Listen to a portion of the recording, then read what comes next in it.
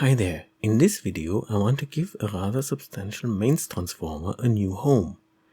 It is probably close to 40 years old and whatever it was originally used for has been lost in time. I have used it for a while in a self-designed linear DC power supply, but the electronics part was rather weak compared to what this transformer can deliver. In fact, that long retired DC power supply used to be the enclosure now occupied by my Variac. If you have not seen that video, I add a link in the description. The transformer has some rather unusual voltages, but since I use this together with my Variac, that isn't an issue.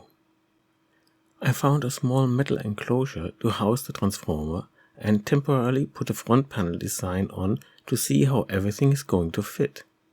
The enclosure is from Hammond model 1411P in case you are interested, and it sells for about £14. This is going to be tight. The transformer fills most of the volume and there's just enough clearance to the front panel so that the rear of the binding posts do not touch the transformer core. A quick explanation of the front panel. What you see is basically the 4 separate windings that the transformer has on its secondary side.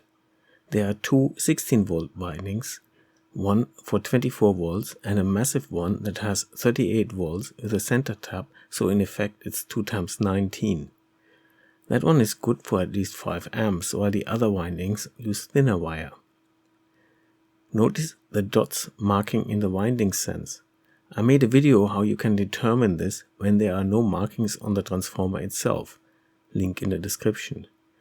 The reason why the winding sense is important is because it determines what happens if you connect windings together. If you want to add the voltages of 2 windings, you need to connect the dot end of one to the non-dot end of the other, just like you would if this were DC and the dot were plus signs. So for example, to get 32 volts, I would connect these 2 terminals with each other and then the 2 outer ones would produce the sum, that is 32 volts. In total, this offers 14 possibilities, and to help me to remember, I made this little table. The most left and most right columns each contain 7 sum voltages, while the 5 columns in between are for the 5 voltages the transformer produces naturally. The sum voltages on the left are red and the one on the right green. To get the desired voltage, I need to connect the right combination of the transformer windings in series, indicated by the crosses in the same color as the voltage, and of course following the dot to non-dot rule mentioned earlier. For example, to get 32 volts, the 2 red crosses show that one needs to connect the 2 16-volt windings. To get 70 volts, I need to look at the green crosses and connect 16, 16, 19 and 19 volts in series. The 2 19 volts are of course already in series. As you can see, the maximum voltage possible is 94 volts. Driving this with a bit over voltage from the Variac, I can get 110 volts, which is sufficient to use this as an isolation transformer for smaller devices. Smaller because, of course, only the 30 volt windings is really capable of delivering high current.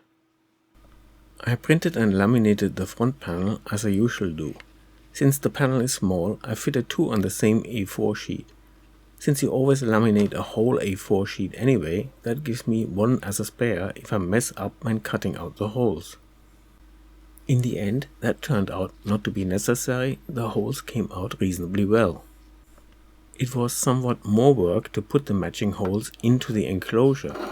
As you can see, I put some ventilation holes under the transformer and there are similar holes on the top. I pre-wired the front panel without the transformer because it would be very tricky to get to the lower binding posts with it installed. You can also see a green LED, and inside the white heat sleeving is a 10K resistor to connect it to the 24 volt winding. But when I tried to install the transformer, I realized that its protruding mounting bracket not only touches the switch, but it would even force it to be at an angle. Yeah, I missed that one. The only option would be to move the switch higher, which means re-drilling and covering the original holes somehow. Or a different switch. Luckily I had one. This one is not as big, so it fits, and it's still rated for 8 amps and 250 volts, which is more than enough. It looks dramatically close to the transformer bracket, but that's just a camera angle. Here's the inside finally all wired up. For safety, it is important that the earth is connected to the metal housing and the transformer body, but the output voltages are of course free floating with respect to earth, which is kind of the whole purpose of using an isolation transformer. Just in case, I put some heat shrink around the terminals of the switch. And also shielded the mains terminals on the transformer itself. The finished unit. With 4.7 kilos, it is quite heavy, which you would not expect from such a small box. In this test I used jumper cables to wire all the secondary windings in series and connected the nearly 100 volts to an incandescent light bulb rated for 60 watts 240 volts. At 100 volts it draws a little less than 30 watts, but the transformer is surely capable of at least double that, always considering the limits of the thinnest of the 4 windings. The question is how to test it for 60 watts with only one light bulb. Then I remembered my power resistors. All 4 in series would be 150 ohms and just right for this test. To show volts, current and amps at the same time, I put my power monitor in between, so the isolation transformer is wired rather haphazardly to the plug feeding the power monitor, and its output is wired to the combined 150 ohm resistor. You can see we now draw almost 60 watts. The flickering display is an effect of the camera and not visible for the naked eye. It is only 93 volts. I was using normal mains voltage as input for the transformer for this test. The transformer is rather unimpressed by this load, but my resistors are getting pretty toasty, dissipating 60 watts. A key use of an isolation transformer is to allow probing with mains powered test equipment, such as an oscilloscope, in a device that itself is powered from mains.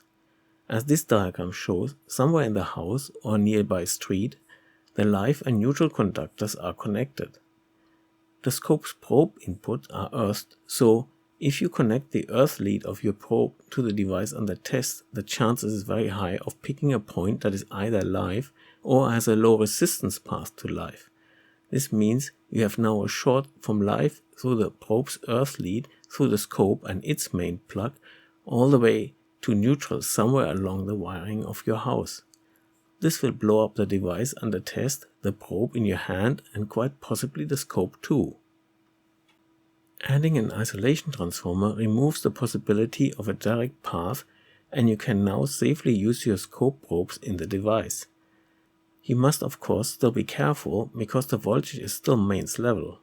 Furthermore, the device under test is now no longer under the protection of earth leakage switches, also known as residual current breakers or RCBOs. Although my transformer is an isolation transformer, its output with all its windings in series only goes up to slightly below 100 volts. But in these days, with switch mode power supplies like this board here, that does not matter. Most SMPSs will happily work with 100 volts AC as input, and the lower voltage is also safer for the probe and the scope inputs. You can see the red LED is on. This 12 volt power supply is working fine. I set this up to probe the voltage in one of the transformer pins on the primary side. Sort of a poor man's hands-free sense peak if you're familiar with this probing technology. I have been using my method for a long time and it's a bit more tricky to rake, but it works. So all in all, this will do nicely next to my big Variac until I can find an affordable 230 volts to 230 volts isolation transformer. If you liked the video and would like to see more, consider subscribing, and now you can also become a Patreon to get early access to all my videos as well as exclusive content. There's a link in the description of the video. Thanks for watching.